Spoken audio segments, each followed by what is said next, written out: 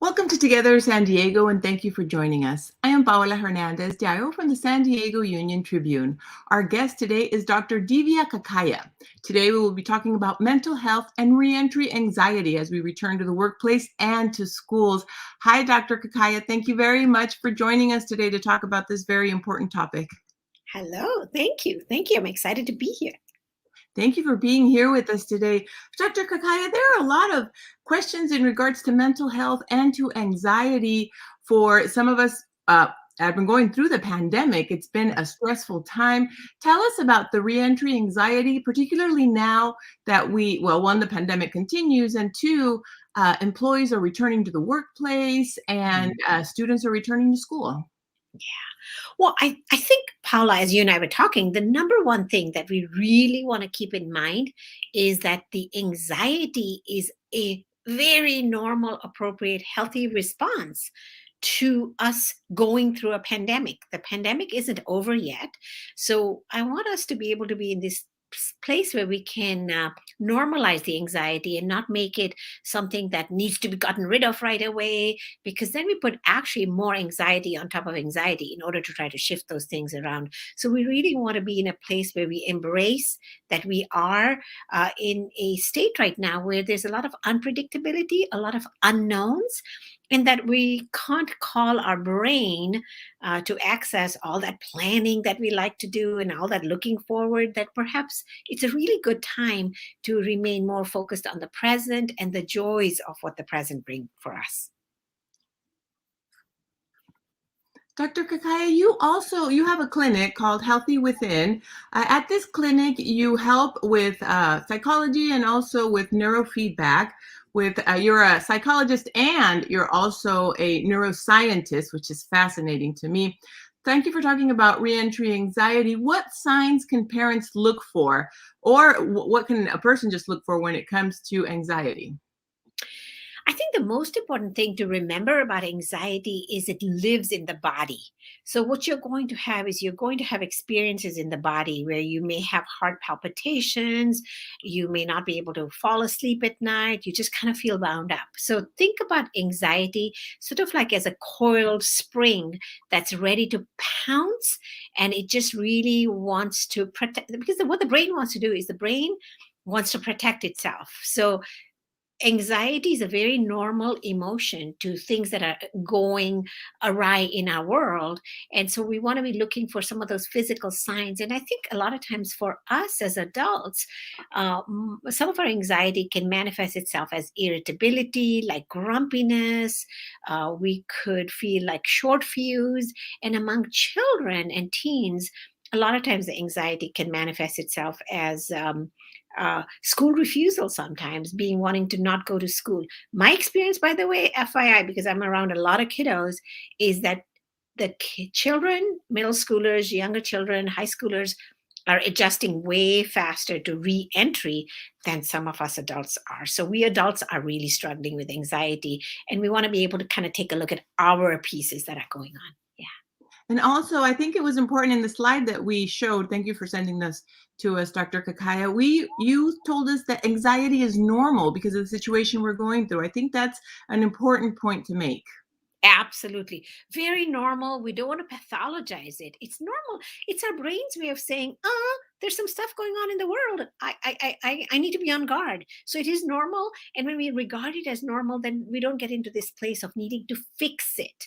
And even for us, reentry, for myself, for example, there's a lot of things I'm still not doing yet because I'm nervous. I work with little ones.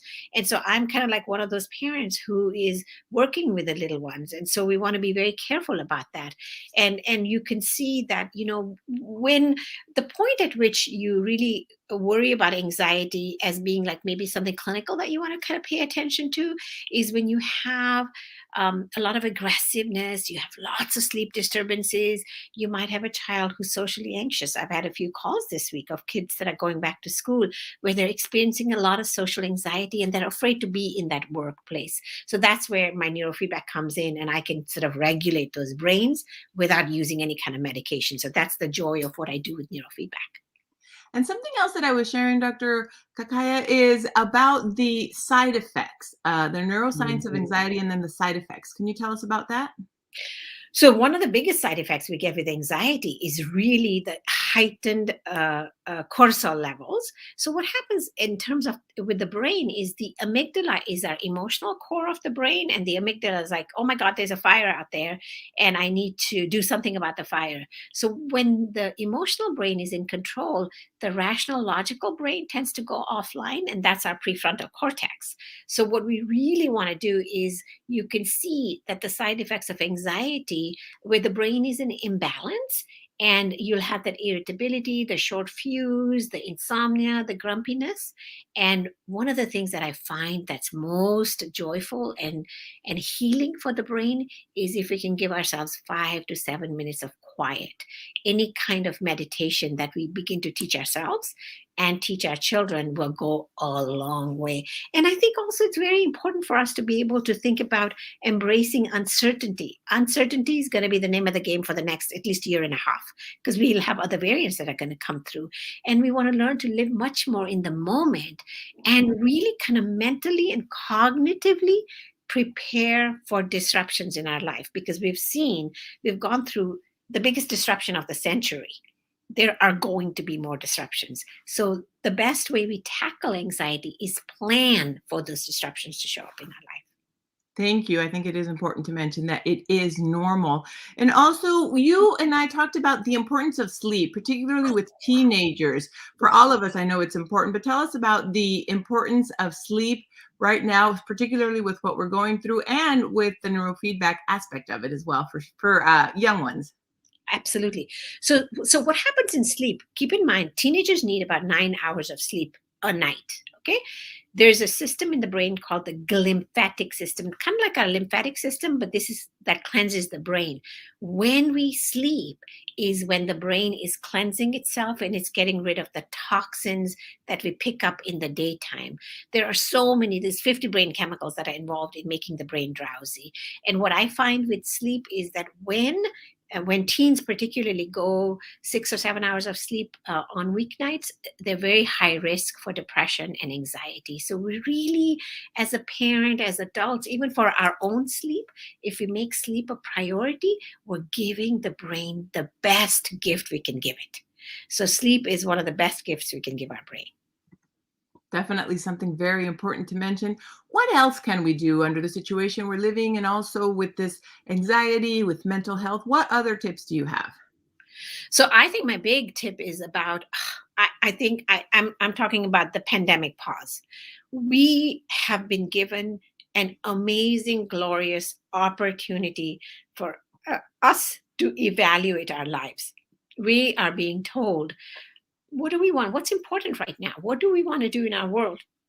We actually had a chance this last year and a half. We had a chance to kind of recalibrate our family life and what we commit to and how overcommitted we are and everything. So I think the tips I usually ask people to focus on is, what can we be grateful for in little tiny ways? What are the daily joys of today? What did I miss the most about actually the lockdown? Because many people say they loved the lockdown, so there's something good that has come out of that. And we want to be in a place where we evaluate things and we ask ourselves, how can I become more mindful and intentional about the family of the future for me now, since I had such a significant event we are walking through fairly successfully, really successfully. I mean, we're one of the most vaccinated nations in the world, and we want to look at those little things that make us joyful each day and kind of build on that. And then a lot of breath, a lot of meditation, mindful breath, mindful eating, a whole bunch of different things like that. And then what I do with neurofeedback that, Paula, I really think is important for me to mention is, people instantly turn to medications because we're the quick fix society, right? But there's a non medication way to rewire the brain and give the brain a reboot, give it a reset. And it's very gentle. My teens love it because they can watch a movie and do neurofeedback, and parents are like, oh my God, what is it that you do here? So it's really good for the adults as well as for our children and teens. Dr. Kakaiya, now that you mention what is it that you do here to help? Tell us a little bit about Healthy Within. I'm sharing your website, healthywithin.com. I loved looking through your website. I also liked looking through your social media. You had resources. I watched some of your videos that you have on YouTube where they can find you as Healthy Within. I know you also have Twitter. And then on Facebook and Instagram as well, you had some tips and some information. Tell us about Healthy Within and how folks can contact you if they want to schedule an appointment with you, or what are the options? So, Healthy Within is my dream baby. I am an integrative psychologist, and Healthy Within is the center for me that really balances the mind, the body, and the brain. And so that's what I do. And I've also, written a book, as you mentioned, and I know there's a plane going abroad here because I'm in Toronto Valley, so I apologize about that. But it's really a integrative brain health center where we're going to be working with the whole body, the mind, and your way of being in the world to create like that internal peace and harmony for yourself. Thank you very much, Dr. Kakaiya. I really appreciate the time that you took. It's a very important topic. I also want to mention that you can find more information on healthywithin.com, or you can contact the clinic directly if you want to schedule some time with Dr. Kakaiya and her team as well. You can also find them on social media. As I mentioned, I watched their YouTube videos and saw the pictures and the information that they had on Instagram. Always a pleasure, very informative. I love psychology. I love learning about how our brain works as well. So thank you very much. You're an expert in the topic. I know you do a lot of work in our community. So thank you very much, Dr. Kakaiya, for being with us today. Something else that you would like to add?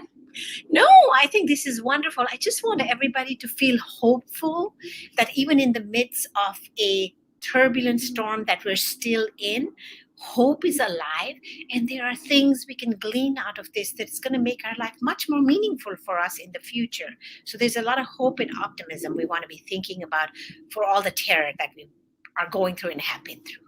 Yes, definitely. Thank you very much, Dr. Kakaiya.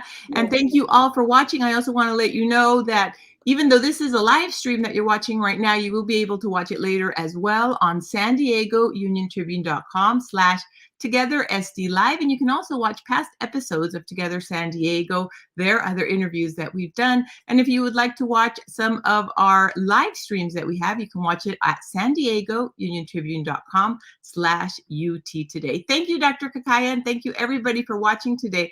Have a wonderful day, and I'll stay in touch with you, Dr. Kakaiya. Thank you. Thank you too. Have a good day. Bye. Thank you very much. Bye. News is more important today than ever before. I'm currently outside Otay Mesa Detention Center. I'm about to get a report at Sharp. Out at Sunset Cliffs. COVID testing site. We live for these times when we're able to bring the news into the homes of people who need it the most. I thank all of you for supporting our work. When you subscribe to the paper, you're telling us that you believe in what we do.